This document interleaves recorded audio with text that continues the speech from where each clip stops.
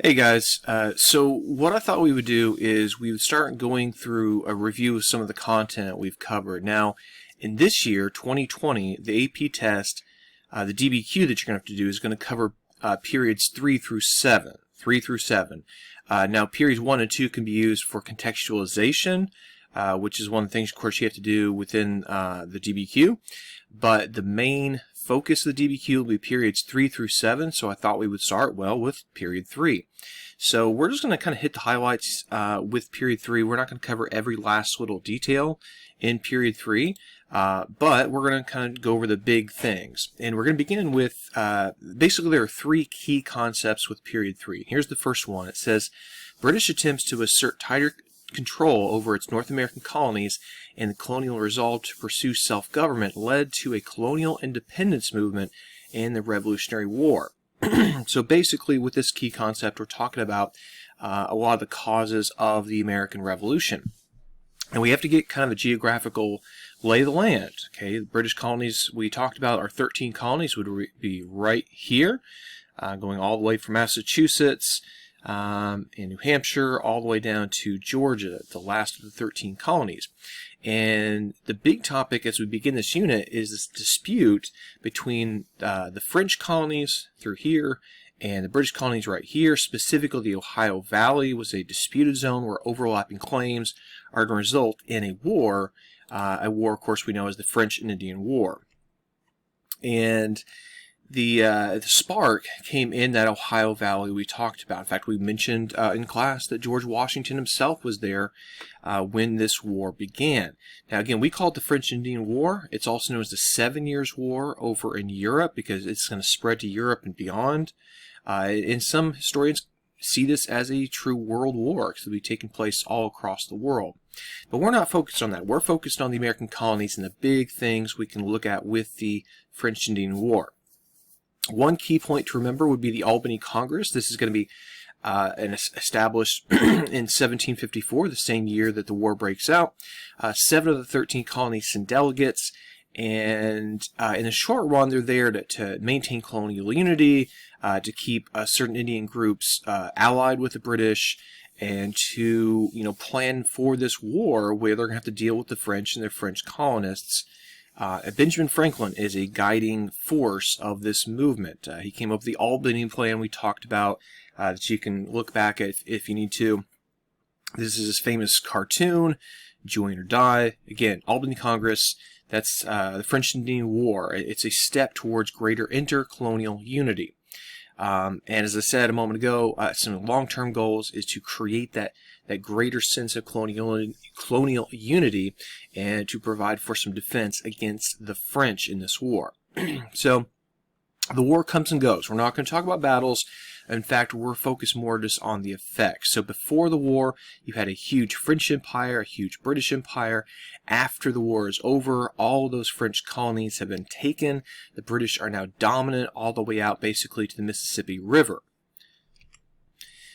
Now, at the end of the war, there was a rebellion, the Pontiac's Rebellion, you might recall, out here in what we'll eventually call the Northwest.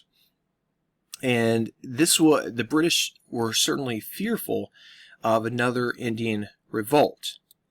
And of course, Indian revolts are expensive for the British to put down, costly in terms of lives. They don't want that to happen, and so they put this proclamation out, the Proclamation of 1763, which creates what we know as the Proclamation Line.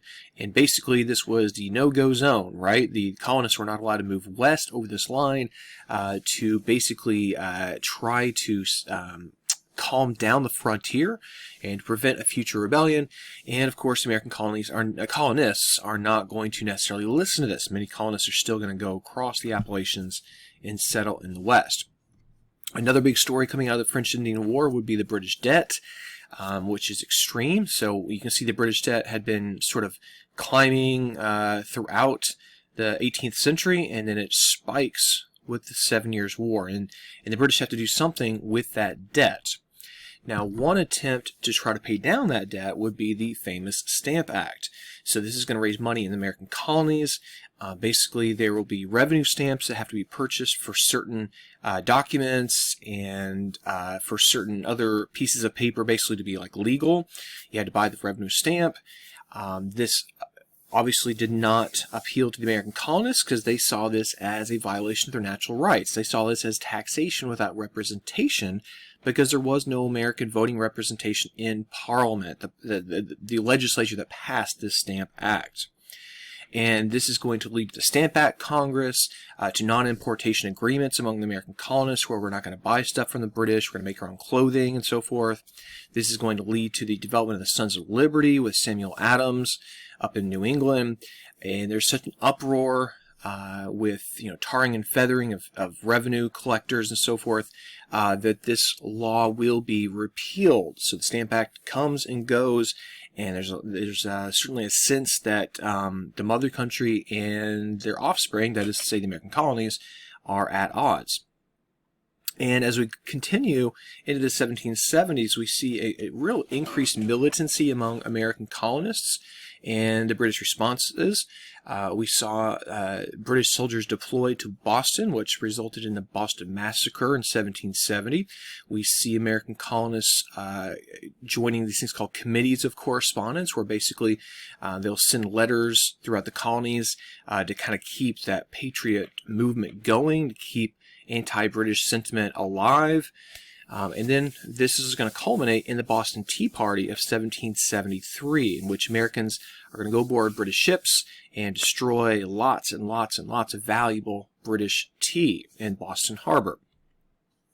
So the British have to respond to this. British have to push back against the American colonists, because if you don't, this will simply embolden the British even more, the colonists even more. And so the British come back with what's known collectively as the Intolerable Acts. This is going to include a couple of important acts, such as the Boston Port Act, where the Bostonians have to pay back the damages they've inflicted, and until they do, the port will be closed, which is almost basically a blockade on Boston.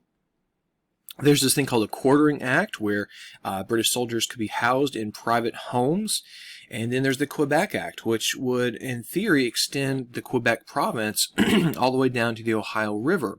And this was certainly something that American colonists didn't like, because these colonies over here had land claims to the west, and they see these land claims now as being taken away from them.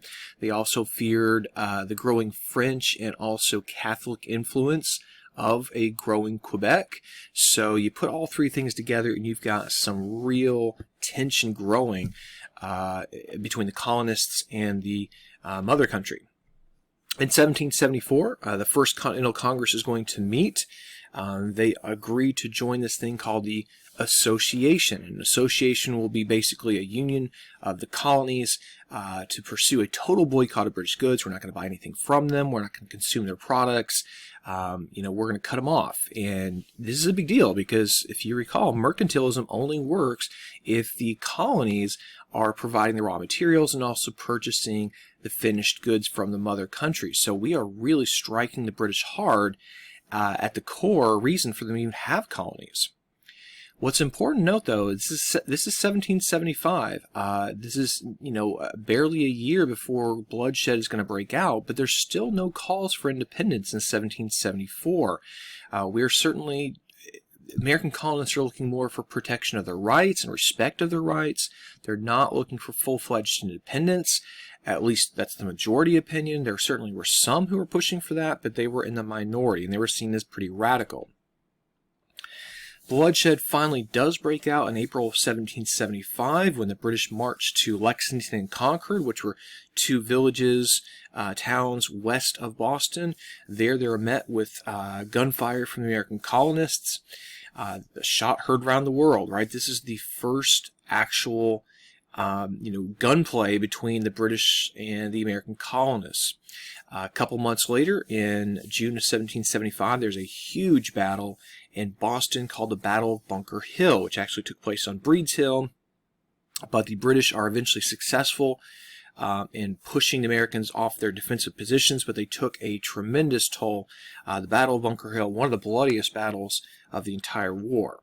So that was key concept 3.1, where we looked at basically why the colonists decided to move in the direction of independence. We looked at the Stamp Act, we looked at the French Indian War, we looked at the First Continental Congress, and all these other milestones along the way. So make sure you can identify kind of a timeline in your head of what happened, how did we go from subservient colonies and salutary neglect to independence. You should have a basic timeline of those events in your mind as you approach the DBQ and AP test.